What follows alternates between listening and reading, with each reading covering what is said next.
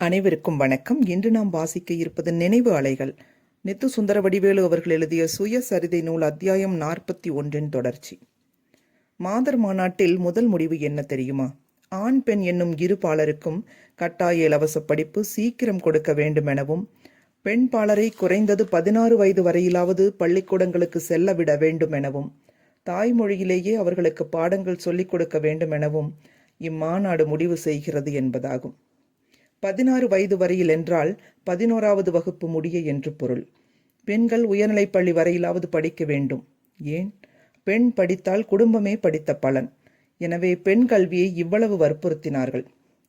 குழந்தை மனத்தை தடுக்கும் சாரதா சட்டத்தை நிறைவேற்றியதற்கு நன்றி தெரிவித்ததோடு, பொட்டுக்கட்டும் வழக்கத்தை ஒழிக்க இந்திய சட்டசபையில் திரு ஜெயகர் கொண்டு வந்திருக்கும் மசோதாவையும், சென்னை சட்டசபையில் டாக்டர் முத்துலட்சுமி கொண்டு வந்திருக்கும் மசோதாவையும் ஆதரிப்பதாக முடிவு செய்தது. ஆண் பெண் சம உரிமையை வலியுறுத்தல், சமூக தொண்டில் பெண்கள் பெருமளவு பங்கு கொள்ளும்படி வேண்டுதல், பெண்களை சட்டசபைக்கும் நகரமன்றங்களுக்கும் தேர்ந்தெடுக்க வேண்டுதல், தேவதாசிகளை திருமணம் முதலியவைகளுக்கு அழைக்காமல் இருத்தல், குடி ஒழிப்பு ஆகியவற்றை ஆதரித்து மாதர் மாநாட்டில் முடிவு செய்தார்கள். அப்புதுமை பெண்கள் வாழி, அவர் புரட்சி கருத்துகள் வெல்க.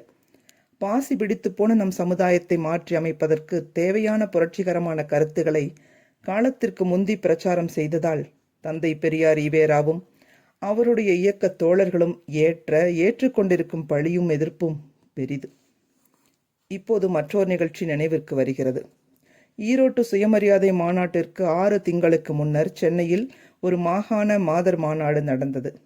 அது சுயமரியாதை இயக்கத்தவர் மாநாடு அல்ல, பின்னென்ன, சென்னை மாகாண மாதர் மாநாடு.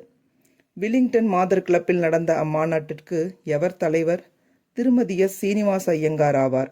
அனைத்திந்திய காங்கிரஸ் தலைவராக இருந்த திரு எஸ். சீனிவாச ஐயங்காரின் மனைவியார் அம்மாநாட்டிற்கு தலைமை ஏற்றார்கள். டாக்டர் திருமதி முத்துலட்சுமி ரெட்டி, அவருடைய தங்கை அப்போது செல்வி நல்லமுத்து, திருமதி ருக்மணி லட்சுமிபதி, திருமதி கசின்ஸ் ஆகியோர் இந்த மாநாட்டில் சிறப்பாக பங்கு கொண்டார்கள். அம்மாநாட்டில் திருமண வயதை பற்றி என்ன முடிவு செய்தார்கள்? பெண்களுக்கு திருமண வயது குறைந்தது 16, ஆண்களுக்கு திருமண வயது 21, இப்படி சட்டம் செய்ய வேண்டுமென்று மாநாடு பரிந்துரைத்தது.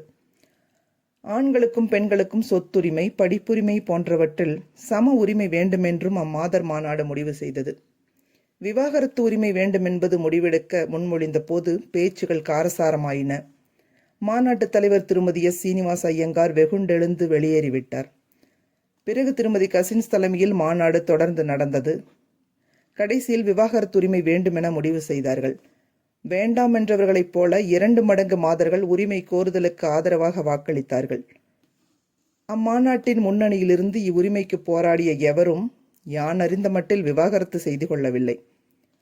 சீர்திருத்தவாதிகள் பலர் மற்றவர்கள் துன்பங்களை துடைக்கப் போய் பழமை விரும்பிகளின் பழிச்சொற்களையும், யாருடைய நலத்துக்காக போராடுகிறார்களோ அவர்களுடைய புரியாமையால் வெடிக்கும் தாக்குதல்களையும் தாங்க நேரிடுவதே மக்கள் இனத்தின் வரலாறாக உள்ளது.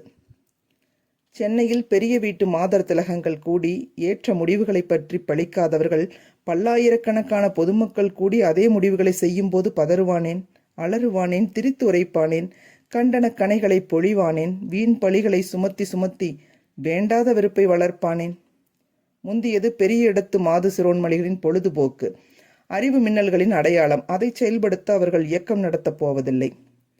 பொதுமக்கள் இயக்கமாக உரியெடுத்த தன்மான இயக்கத்தின் முடிவுகளோ தமிழகத்தின் மூளை முடுக்கெங்கும் தாக்கும்.